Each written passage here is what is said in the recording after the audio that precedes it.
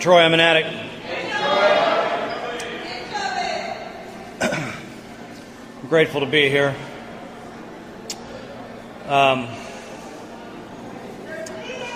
It's been a pretty great trip. Grover got to my house Thursday night, and we went to a meeting together. And we got up Friday morning early and took off, and we rode our motorcycles with a couple other friends of ours that are actually sharing at another event over in Pennsylvania. We rode as far as we could with them, and then we split up, and we stayed in Pennsylvania last night and had a wonderful time, just me and Grover and Mick, and we went to the grocery store and bought these big, thick steaks. They were just wonderful. And Grover made a big salad, and we had some fried potatoes and a whole mess of shrimp, and we just ate until we couldn't move, and it was great. It was just real laid back. I fell asleep 2 or 3 times during the day, just kicking back on a piece of lawn furniture, and woke up with bugs flying in my mouth. It was great.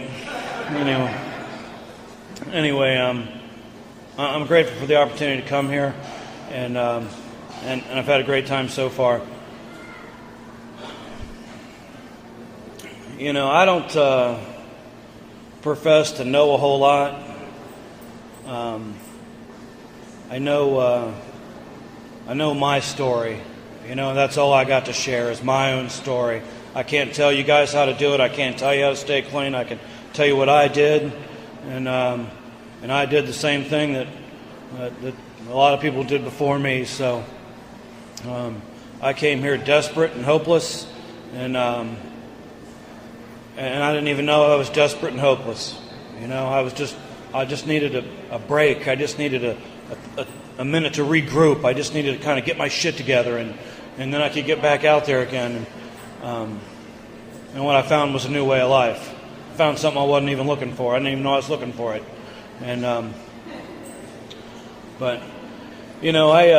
I grew up.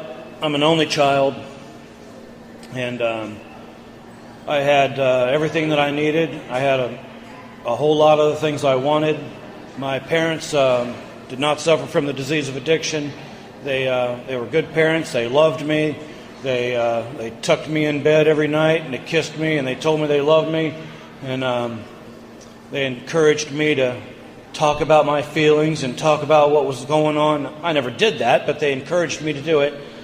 I had everything that would lead you to believe that I would grow up to be a well-balanced, well-adjusted, normal citizen, and and here I am in a Narcotics Anonymous meeting. So that's just kind of the way it worked. But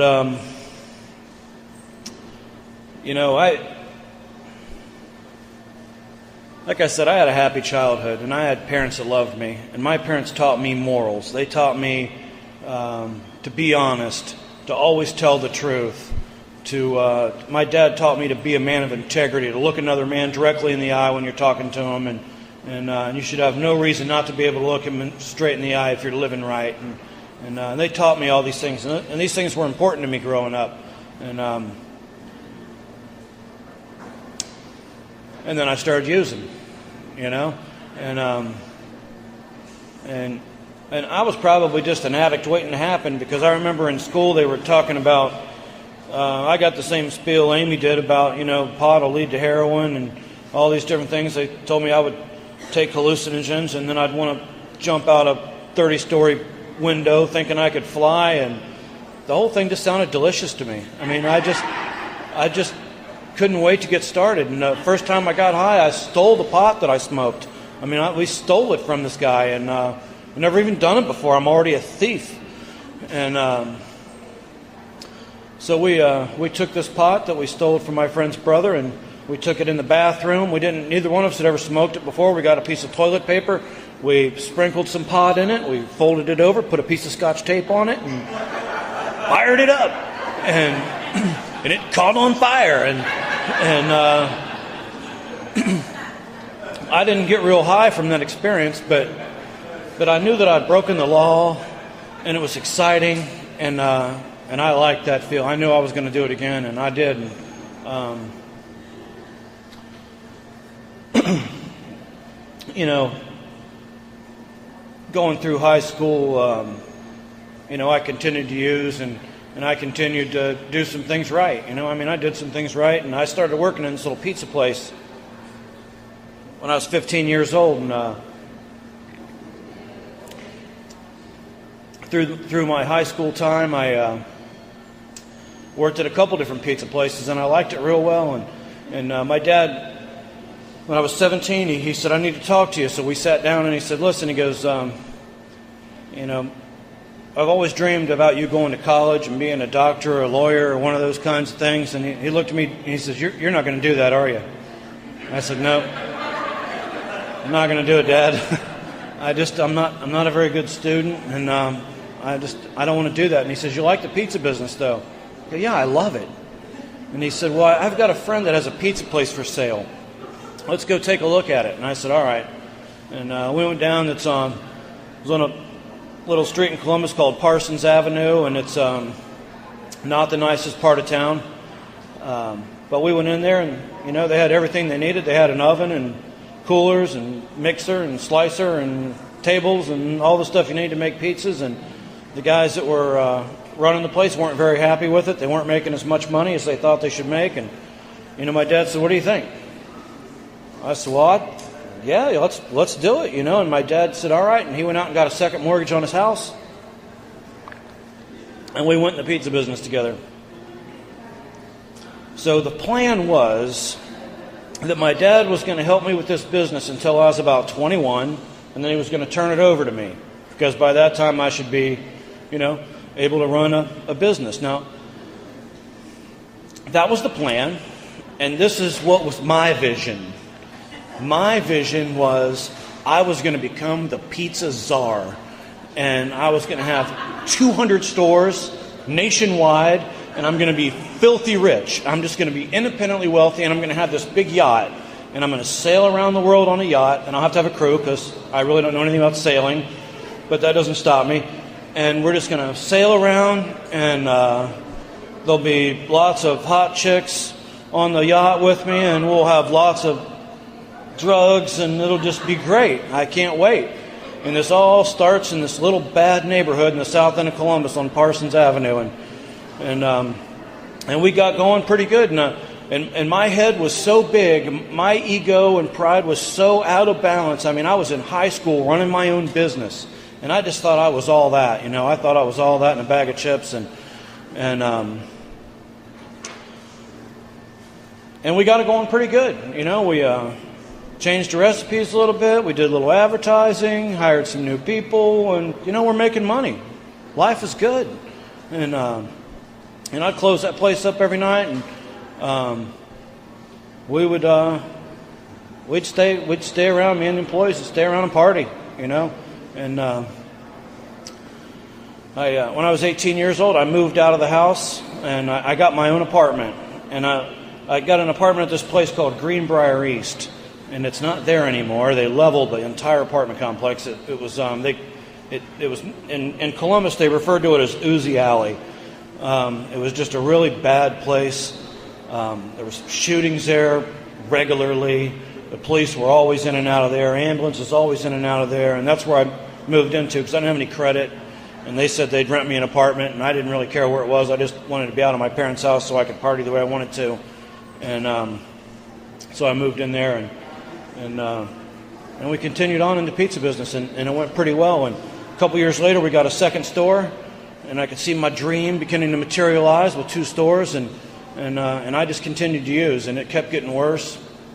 And I mean, I don't really know at what point I walked over that magic line, or if there is a magic line, or whatever. But I got to that place where I couldn't stop, and I couldn't stop, and using was more important than anything else. Than finding ways and means to get more. That was all I really cared about. And you know, so I started to deal, and you know, I thought of myself as a big-time dope dealer, but I really wasn't. You know, I never had very much, and usually I used most of what I got, and so But I went along, and I really didn't have any consequences until one Wednesday night. I was driving home from the shop. I made my bank deposit, dropped it off to Night Slot, and headed on my way up down the road to go to a place where all the up-and-coming, highly successful pizza czars would live at Greenbrier East, and I got pulled over, and I was pretty wasted, and they took me to jail for DUI and carrying a loaded firearm while intoxicated and driving on the sidewalk. And I called my dad. My dad came and got me out of jail. And we didn't really talk about it very much. He just got me out. And very next week on Wednesday night, exact same thing. Same place, same time, same tower. They got me again for my second DUI. And my dad hired an attorney. We went to court. I got a little slap on the wrist. One of them was dropped. The other one was reduced. No big deal. Now, see, what I knew was that if you are a highly successful, up-and-coming pizza czar like me, you're a little bit above everybody else, and you don't really have to follow the rules. And if you do get busted, no big deal. You get a lawyer, shell out some money, and everything's going to be cool. And so everything was cool until a Wednesday rolled around, and I got my third DUI, and 7 days later on Wednesday I got my fourth, and we went through the same thing again, and the time I was done, I had 6 DUIs, all of them on Wednesday, and so I quit driving on Wednesday.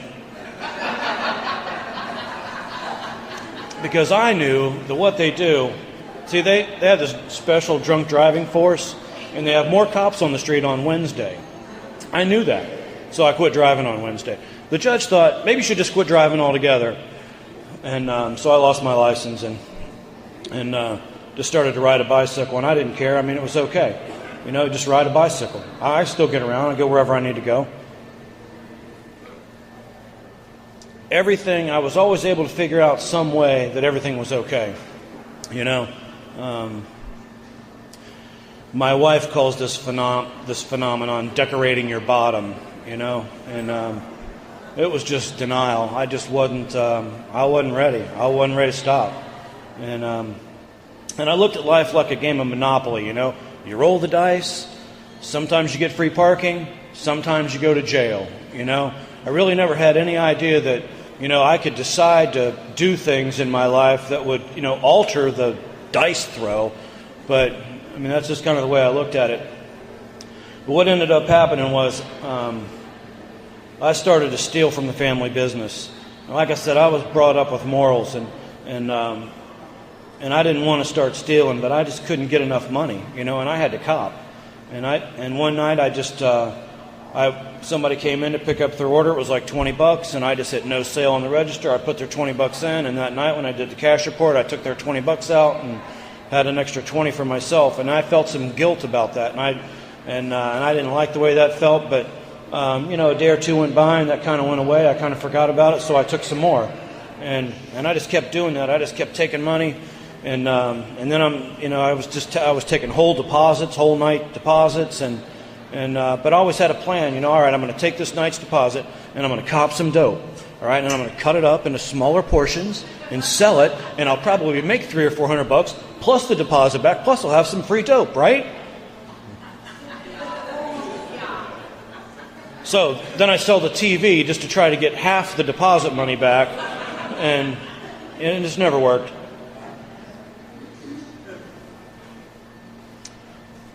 But my dad noticed that the deposits were not all being made, and he confronted me, and this went on for a little while, and it was just me doing what I had to do to keep using. You know, I couldn't stop. I just couldn't stop. And I always had, every time I'd take that money, I always had some plan how I was going to get it back, and it was going to be different this time, but it just never got back. And he called me in the back room one night, and he said, listen, he goes, I want you to know something. He said, I went to get some help for myself. He said, it's pretty obvious that you can't stop doing what you're doing, so I had to get some help for me. And this counselor told me that if I continue to let you steal money, if I continue to let you do the things you're doing in this family and in this business, then I'm just helping you kill yourself. And I'm not going to help you kill yourself anymore. So I'm telling you right now, if I catch you stealing 50 cents out of this place, you're out. You're out of the family. You're out of the business. You're done. I'll wash my hands completely of you. And this was my dad, you know. This was my Cub Scout leader. This was the man that I looked up to my entire life. And I put him in that position where he had to, you know, he was going to have to cut me off. And it wasn't going to take long, because it wasn't an hour after that conversation. I had the fucking money, you know. And I had the dope man on his way. And so when we talk about being powerless over our addiction, our lives are unmanageable, I know what that means, because that night I put everything that was important to me, my hopes and dreams of being the pizza czar, my family, my business, absolutely everything, and I traded it for one stinking shot of dope. I traded it all. I traded my whole life for one shot of dope. And because I couldn't stop. I could not stop. I could not stop. I couldn't just say, oh, I think I'll make a good choice today and not use. I'd say that, but 10 minutes later, I got the fucking dope man on the phone, you know. And I couldn't stop. And I ended up taking all the money from both stores that weekend. And I called my dad on Monday morning, and I told him what I did. I wanted him to hear it from me. I didn't want him to call the bank and find out if the deposits were made, because I knew that's what he was going to do. And he said, Troy, don't do anything stupid. I said, I won't, Dad, and I just hung up the phone. And then I took the change that I just cleared out of the change drawer and took to the dope man's and got as much as I could get for that and a front. And there was the place I was staying. I didn't have my own place anymore. I was staying with this other guy, and I was just renting a room. And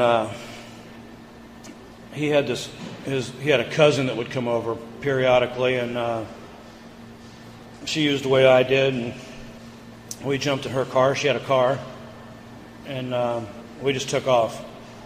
And we ended up at a place about 70 miles from Columbus. There's a little resort area called Apple Valley. My parents were building a house there. They were building their dream house. It's right on the lake. My mom and dad always liked to fish and boat and do all that stuff. And it was February, and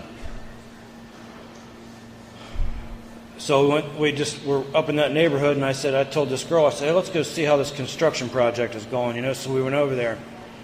And I stood out in front of this house, and the outside of the structure was almost done. And my dad's dock and everything was behind me. I'm standing, the house faced the lake, and I'm standing out by the lake looking at it. And, you know, my sponsor told me there comes a time in every man's life when God will reveal to him exactly who and what he is. And that's where it happened for me. I stood there and I looked at that house, and it was beautiful. And I looked at it, and it represented how hard my dad had worked. My dad worked 2 jobs for as long as I could remember. And it represented hard work and honesty and dedication and a whole bunch of things that I didn't have anything left of. And I looked at that house, and I knew I was never going to have anything, and I knew I was never going to be anybody, and I knew I was ever going to do anything. And I stood there, and I was as hopeless and as desperate as I've ever been. And I'd put an awful lot of shit in my arm that day, and it wasn't killing the pain anymore, and I just started to cry. And this girl put her arm around me, and she said, come on, let's get out of here. And we got in her car, and we took off. And we went back to the house where I was staying, where I was renting a room. And I walked in, and the dude I was living with comes to the door, and he goes, man, what the hell have you been doing? He goes, everybody's been calling here for you all day. Your dad's been here like 5 times. Can't have this shit, man. I'm trying to sell dope here. You know? And I just said, I don't know, man. I don't know what I'm doing. I don't know what I'm doing anymore. And I looked at my dad, was standing at the door. And I went over and I let him in, and he just charged in at me. And he just threw his arms around me, and he hugged me, and he just held on to me. And he says, I love you, but you are killing yourself. I said, I know, Dad, I can't stop. And I said, I got to get some help. And I had said that to my dad a couple times previously, but I never really meant it. You know, but that one time I said to him, Dad, I got to get some help. I really meant it. I really wanted some help. And we talked for a few minutes, and he left and came back the next morning, and I got on the phone and I dialed like 1-800-DOPE-FIEND or some number that I've got somewhere. I don't know what it was, but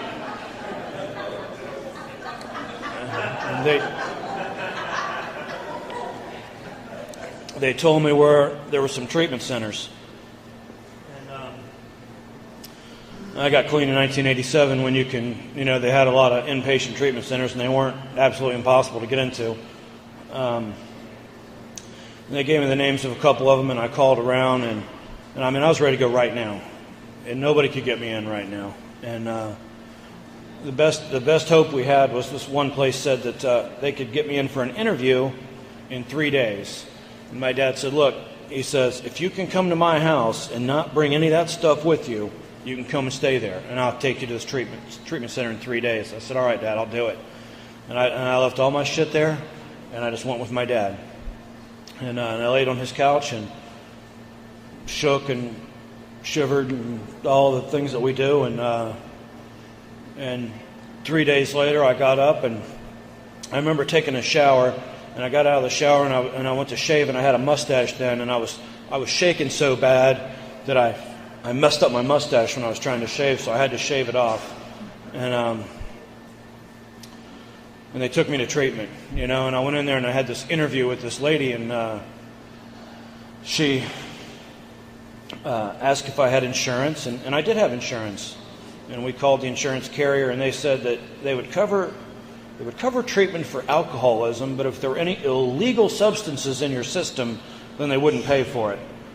So she says, Mr. Sear, do you have $2,500 you could put down on your stay here at Riverside? And my dad goes, lady, if you had $2,500, you wouldn't be here. And I ain't paying $2,500 for him either. So she said, hang on.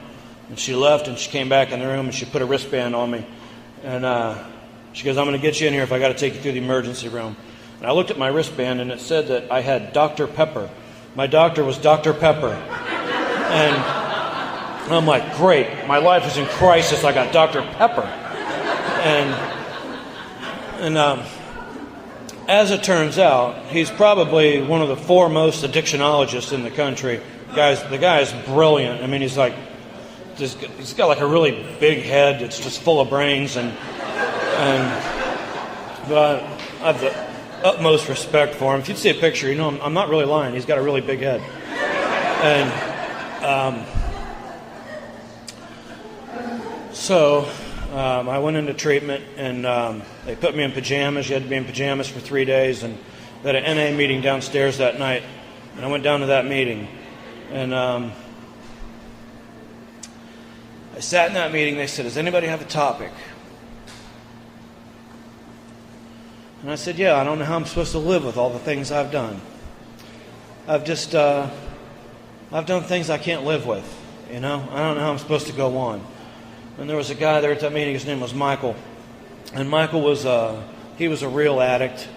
And he was kind of one of the original cast of characters in Columbus that started NA. And he had like these glasses. They would look down like this. And he looked real squirrely, and he had hair that went all over the place. And he just looked like a criminal. And Michael said, your topic is beating yourself up with the past. And I said, okay. And they went around the room, and people shared about it. That particular meeting, they broke up into little small tables, and there was only like 6 or 8 people at a table, so everybody really had time to share. And he said, listen, he says, there's no two-way tickets. What's done is done. You can't go back and change any of that stuff. He says, the good news is all of us here are just like you. We've all done the same things that you've done. You haven't done anything that somebody else here hasn't done. And guess there's a name for it. That means somebody else has done it. And one of those people is in this room. And he said, here's what I want you to do. I want you to take all that guilt and shame you've got, and I want you to stick it on a shelf. And don't worry about it for right now. Because you'll deal with all that when you get to steps 8 and 9. But all you need to worry about right now is step 1. And not picking up today, which you ought to be able to do because your ass is in treatment. And And I looked at him, and like I said, he looked like a criminal, and I really identified with him. And he cussed a lot, and that bought him credibility in my book. I've been to so many counselors and different places, where people were educated. I've never had anybody that was an addict look at me and say that, Yeah, I'm an addict too. So what? Don't fucking use, And, I'm like, but you don't understand. I robbed the family business. Big fucking deal. I blew up my family business.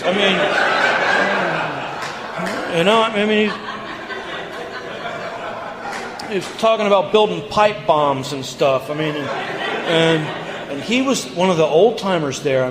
He was the guy. It was 1987. He had 6 years clean, and a couple of months later, I'm standing outside. I got this guy to be my sponsor. Michael found this guy to be my sponsor, and I'm standing outside this meeting hall, and my sponsor always talked with his hands. And he's talking to me, and he's telling me about spirituality. And it's not a religious program, it's a spiritual program. And he's going on and on about spirituality. And Michael comes walking up, and he's standing there, his hair going everywhere, and he's looking down at his glasses, and he goes, I'll tell you the most spiritual thing that happened for me. First time I got laid clean, and I could feel it. And my sponsor just looked at him and goes, Michael, get out of here. But I remembered that. And I don't remember anything my sponsor told me, but I couldn't wait to get laid, and it had been quite a while. All right, off track.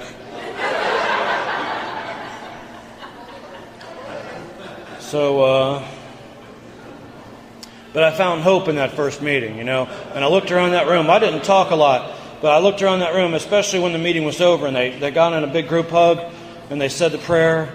And then I watched what they did, and there was like little clumps of people around the room, little groups of people that were talking about they were going to go to Frisch's after the meeting, they were going to go bowling after the meeting, they were going to go to a movie after the meeting, they were going to do things. And I thought, wow, these guys do things after the meeting, and I had no idea, and I had some hope. And I looked and I saw that they had a basic text, and the treatment center I was in didn't give us that book. They gave us a different book, and I really wanted that NA book, And I said, how much is that book? And they said, $8. And I didn't have any money, so I called my dad and I told him, Dad, I need $10 and for a book. He says, Jesus Christ, all the money that they're going to charge you for that place, they won't give you a book? I'm like, well, they gave me a book, but it's not the one I want. Yeah, no shit. That's new fucking news. And so he brought me $10 so I could buy an $8 book. And I got it. And, I started going to meetings. I got out of there after 3 weeks, and I just kept going to meetings. They told me, the one thing I got out of treatment was, they said, there is nothing we can tell you here in treatment that's going to keep you clean if you don't go to meetings. You got to go to meetings, or you'll never make it. And I got a sponsor. My sponsor told me, says, listen, I want you to call me every single day. I don't care if you want to call, or you think you ought to call, or you have any reason to call, or you have anything to say. I want you to pick up the phone and dial my number, because the only thing that makes any difference in your life is what you do. Nobody cares what you think. Everything you think is wrong. Just know it. If you think it, it's wrong. He said, so I want you to get in the habit of dialing the phone and calling me. He says, most of the time I won't be there anyway. Just leave a message on my machine. And so I did. And I go, hey, Bill, this is Troy. I'm just calling to check in. Bye. And I started doing it. I just did what he said. He said, go to a meeting every day. He said, call him every day. And I made a decision not to go back to work for the pizza business. I was just going to try to find something else to do. And so for not quite 3 months, I didn't work at all. All I did was go to meetings and work on and focus on my recovery. And my parents let me move back in with them. And I didn't have a driver's license, and I didn't have a car, and I was living 20 miles from the nearest meeting, and I made it to a meeting every day, and most days I made it to 2. And my sponsor, I told him that. My sponsor said, how am I supposed to get to a meeting every day? I don't have a license. I don't have a car. I can't get around. He says, "You got dope every day?" I said, "Yeah, I remember I stole a car and drove to Dayton, Ohio to buy a pound of weed." He goes, "Don't steal a car to go to a meeting." But I made it to a meeting every day, and I just started doing what they said to do, and I started listening to my sponsor and doing what he said, and he shared his stuff with me, and I listened to other people share, and I began to share, and I got a 30-day key tag. And I thought, the freaking sky was going to part, and God was going to come down Himself and just hand it to me, because it was such a miracle. I couldn't believe I had 30 days clean. 30 days. Wow. And I knew it was getting better. I was still crazy inside, but I was staying clean even though I was crazy, and I just kept coming back. I knew that my sponsor got me started on the steps, and I knew that I was powerless over my addiction, that my life was unmanageable because I couldn't stop using. I just couldn't stop, and I knew that there must have been some power greater than myself that intervened, because I have in fact stopped using, and I could not stop. I can't tell you. Looking back, I can't tell you what thing I did that made it possible for me to not use on my first day clean. I don't know what it was. I have to believe that it was a power greater than me that did that. And I had gotten on a prayer on my. I said a prayer on my dad's living room, and it was like, "God, please help me, because I don't know what to do," and He did. A God that I didn't have any understanding of at all. Gave me the power to not use that first day clean, and you got to get clean before you can stay clean. And I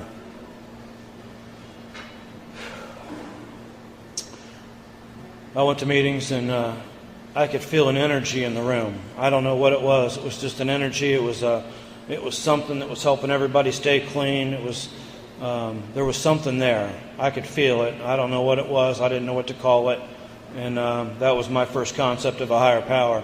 And I just called it God because that's what you guys called it. So I just stole the name God, and I, my sponsor said, you need to turn your will and your life over to the care of God as you understand Him. And I'm like, I don't even know what that means. I don't even understand. How do you turn your will and your life over to the care? None of the steps made any sense to me. Look at the steps. They didn't make any sense to me. They told me there was 12 steps. I'm like, great, I can find out what they are, get them done, get it together.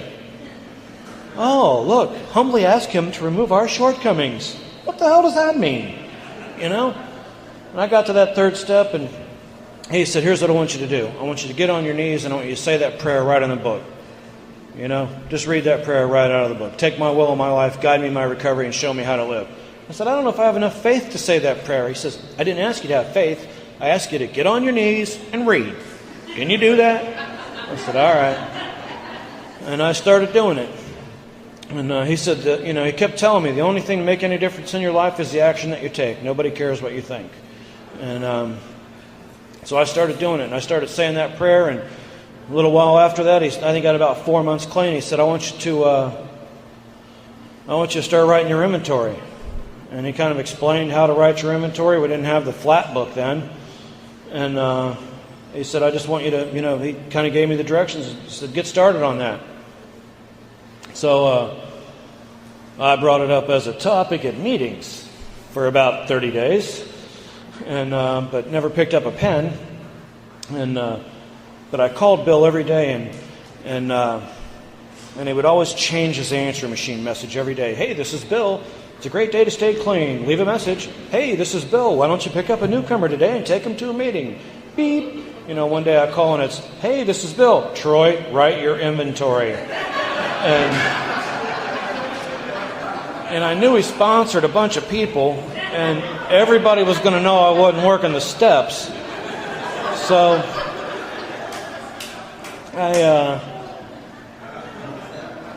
I planned a Saturday. They say to write a little bit each day. Just write 15 minutes a day. I don't do it that way. I planned a place to be where I could have privacy, and I got some paper and a pen, and I got up at 7 o'clock in the morning, and I said, God, whatever's supposed to come out on this paper, please let it come out. Let it be your will, not mine. And I just wrote at the top of the page, resentments. And I just started writing every resentment I could think. I thought of things I hadn't thought of in years, you know. And I called Bill up. Bill, I'm writing about my resentments, and I'm getting really pissed off. I don't think this inventory thing's working very well for me. And he's like, just keep doing it. And I did that, and I couldn't think of any more resentments to write about, so I wrote fear, and I started writing about everything that I was afraid of. And that section was really long. And I wrote everything, because he said, after you say that prayer, once you think of it, you got to write it down. Don't decide if it needs to go. Just write it down. So I'm afraid of spiders, you know, and I write about my fear of spiders. I wrote about things that didn't have anything to do with using drugs, and then I wrote about all my sexual misconduct, and I was very disappointed to find it was only half the size of my fear section, and I wrote a section called miscellaneous because it was stuff on there that I knew needed to go somewhere, but I didn't know where it went, so I just wrote it in that section. And I wrote until about 6 o'clock that night, and I called Bill up and I said, I can't think of anything else to write. He says, all right, you can do your fifth step with anybody you want. You can do it with a priest if that makes you feel comfortable, or you can get a professional or something, whatever you want to do. All right, I'll pick you up on Tuesday for your fifth step.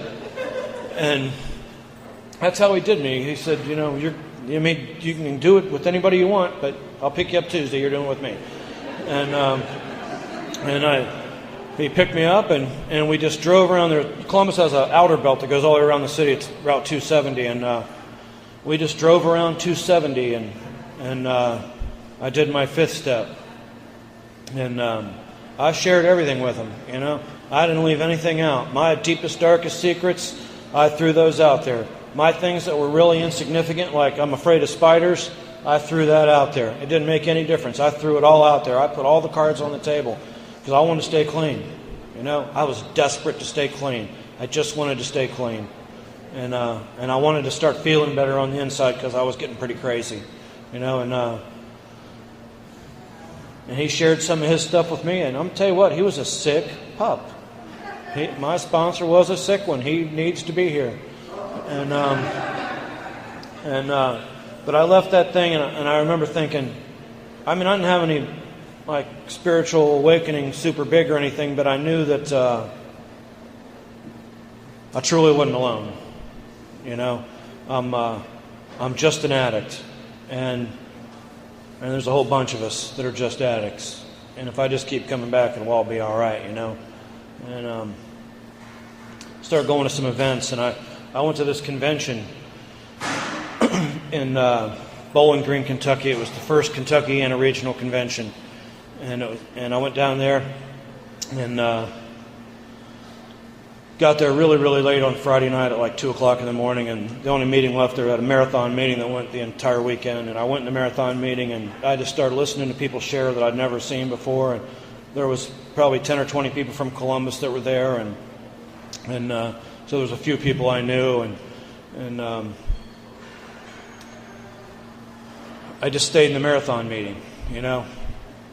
And they had a bunch of workshops and stuff on Saturday. I didn't go to any of those meetings.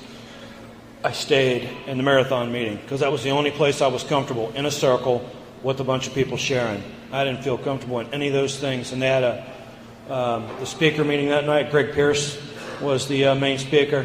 Slept right through it. Love to tell you, you know, that I heard Greg Pierce at my first convention. I missed it all. Sleeping in the lobby. And we didn't have a room, so I was sleeping in the lobby. And then they had a dance. I woke up for the dance, and I went in there, and lights are flashing, pretty girls are running around, and I just froze. You know, I didn't know how to do it. I didn't know how to be in a social situation. The music made me want to get high. The flashing lights just kind of was freaking my eyes out, and pretty girls, I could not even begin to talk to them, even though I heard it was going to be a spiritual experience later, when in fact that happened.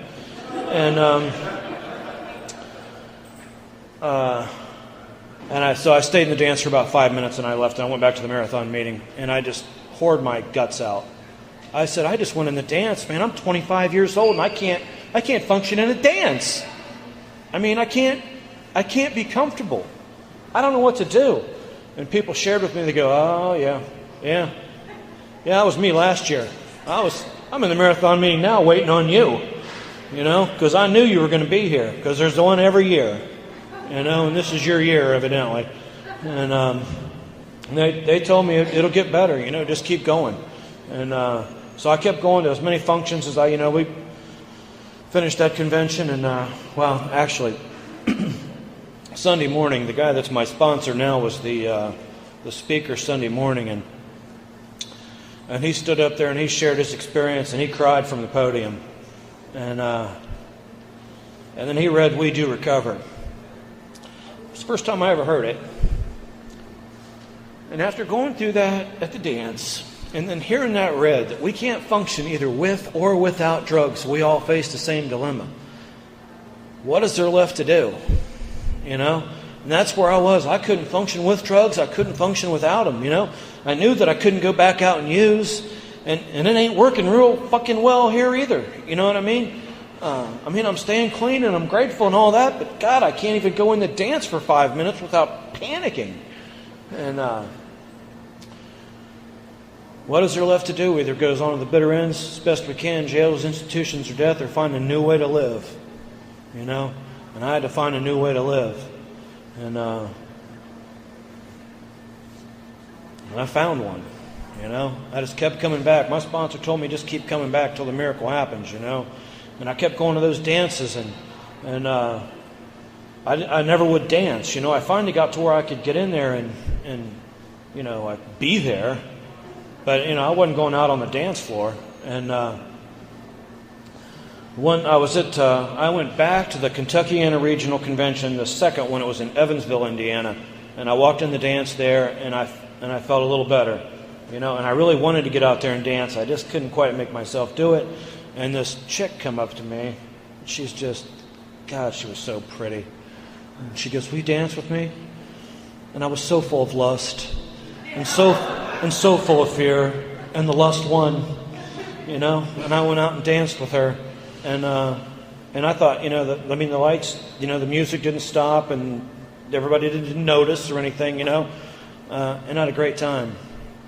And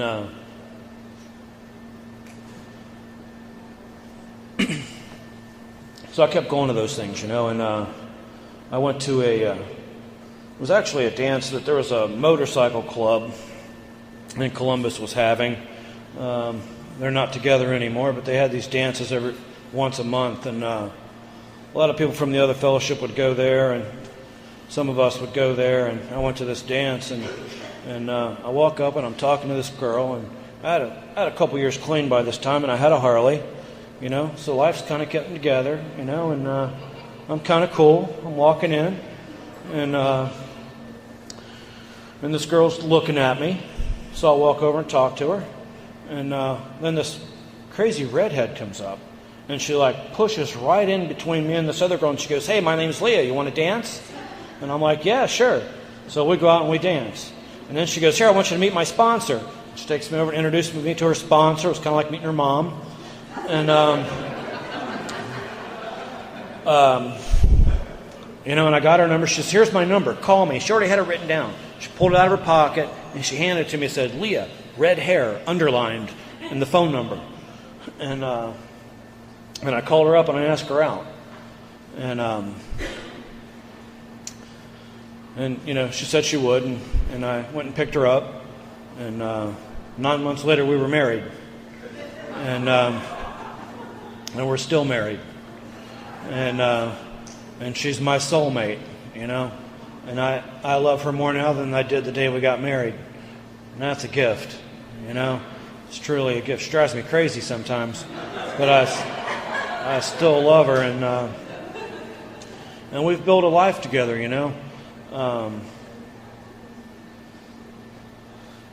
We've had it pretty good, It's been the last couple of years have been a little rough, not between her and I, just some other things, some stuff with our kids, and our finances aren't real good right now, and but we're hanging in there and we're hanging together. But anyway, I want to get back to something else. That, when I was in that first meeting, and that guy told me to take that guilt and shame and put it up on the shelf. I'd deal with that in steps 8 and 9. So I got to step 8, and my sponsor told me to make that list. Make a list of all the people you had harmed, and he told me to write about each situation. And I did that, and we sat down together and we examined that list, and that's the step where. Step 8's really, it's not just a list, it's another inventory. And having the experience from writing my first 4th step inventory, when I got to that 8-step inventory, I'm able to see things a little bit better. I'm able to peel off a few more layers of the onion, and I'm able to really get down there and find motives. And I can see where my self-seeking and my fear and my selfishness and my arrogance and my self-pity drove me to do things. Those are the things that drive me. Those are the defects in my character, my selfishness, my arrogance, my pride especially. My pride is just the worst, and fear. And those are the things that drive me. Those are the root causes that drive me to do things. And I don't have the power on my own to make that different. They're part of who I am. You know what I mean? I'd love to just say, God, please remove all self-pity and have it never come back. That'd be great. But the best I can get is to say, God, please take away all my defects of character that stand in the way of serving you for today. Please let me do your will and not mine. And then just for today, I will hope and pray that, God might relieve enough of my selfishness, enough of my fear, enough of my self-pity, enough of my arrogance, that I might be able to do something in accordance with His will for that day, But anyway, I kind of fell backwards there. Step 8, I saw how those different things were affecting all my relationships. And Bill helped me make a list of who I was going to go to make my 9th step amends. And I had this whole list of old girlfriends, And he just scratched all of those off. He goes, not happening. I'm like, why not? I really harmed those girls. I should go back and make amends. And he says, you just want to get laid. You're not going anywhere near those girls. And he says, if I'm wrong, they'll show up. And they haven't. So he says, here's what I want you to do. I want you to make amends to your parents. I want you to sit down with them and tell them, what you're trying to do in the steps, that you're trying to make amends, that you're going to have to pay back some money, and you guys need to come up with an amount of money that is acceptable for them and acceptable for you, and then you're going to have to work to pay it off. And I said, all right. And I called my parents and I scheduled that appointment. And I sat down with my mom, and as soon as I started talking, my mom bursts into tears. And my dad gets a little teary-eyed. And now I'm crying. And we agreed on an amount of money. They said, my mom says, I don't care. I just want you to stay clean. I don't care about the money. I go, well, my sponsor said you would say that. But if you really want me to stay clean, you got to take my money. And so we picked an amount that was painful. And and I paid that back, But I'll tell you what, I left that day. And I left in a car that I was driving. And I had a driver's license in my pocket. And I started to drive home. And this overwhelming gratitude came on me. And I started to cry in the car. And I couldn't stop crying. And what happened was, I was free. I'm free from all that shit. All that shit up on the shelf, it came off. And I could see it on the shelf the whole time I was clean until I did my amends. And I had some more to make, but that first one was huge. And I didn't have to look down anymore. I could look somebody in the eye. I don't have to look in the rearview mirror anymore. I don't have to be afraid of what anybody's saying about me. I'm free. I'm fucking free. What a gift. What a gift. I'm free. It's a new way to live. Without all that guilt and shame, without all that remorse, without all that self-hatred. I hated who I was. I fucking hated who I was. I'm free of that. I'm free of all that desperation. I ain't got to use today. I don't have to use, you know. And we got some pretty serious shit going on back in Columbus. But I ain't got to pick up, you know. The chips will fall wherever they may fall. But I ain't going to get loaded over it, you know. Just for today, I know that. And it's a gift. 2004, Valentine's Day, my mom died. And I was with her. There was a bunch of her friends, and my dad and I and my wife were in the room with her, and when she took her last breath. And I miss my mom, you know. I miss my mom. And I wouldn't have traded that experience for anything. There was something kind of spiritual about being there. It was sad. It was beyond sad, but at the same time, it's something kind of spiritual, you know. And 2 years later, my dad died, you know. And my dad had cancer. He died really painfully. My wife and I were taking care of him. Hospice was in. They were given we had enough drugs in that cabinet to get this whole room high for a week. Well, maybe not you guys, but, you know, for a day. And not one drop of that stuff went anywhere it wasn't supposed to be, you know. And when he finally died, we called the hospice people, and they came and took him away, and they did an inventory on all the drugs, and all the drugs were there. And I buried my dad. And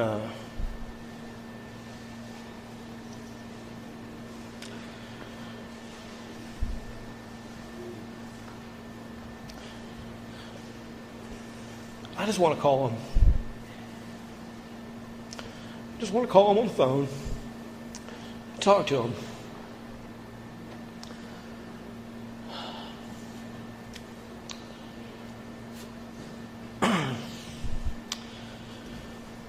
So I do. I don't pick up a phone and talk to him, but I pray. And the particular brand of spirituality that I have allows me to talk to people, because I believe that we're a spirit in a body, not a body with a spirit. And I believe that his spirit and my mom's spirit are still out there somewhere, and I can talk to them, you know, and I do. And sometimes I just know they hear me, you know.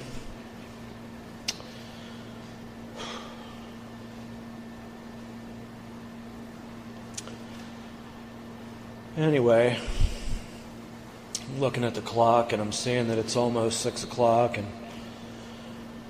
one of the things my first sponsor told me was, so I don't care where you are in your story, when you see that the meeting's over, say something nice about the fellowship and sit down.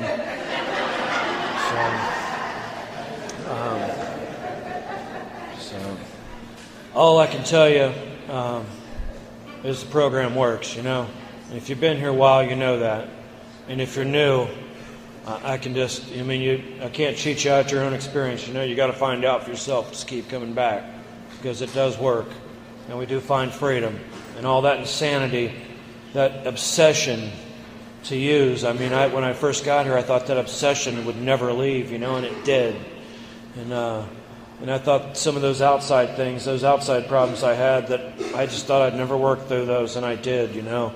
And you know, now I got the wreckage of my recovery to deal with, and it's all a gift anyway, you know. To be standing here clean in Queens, 23 years clean, it's a miracle. My friend Grover,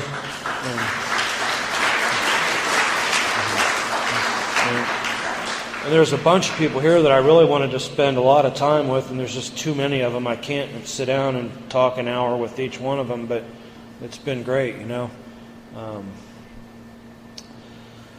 That's all I got. Thanks for letting me share.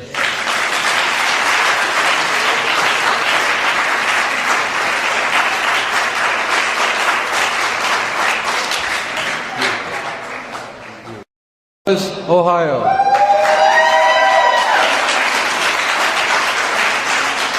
Oh, brother.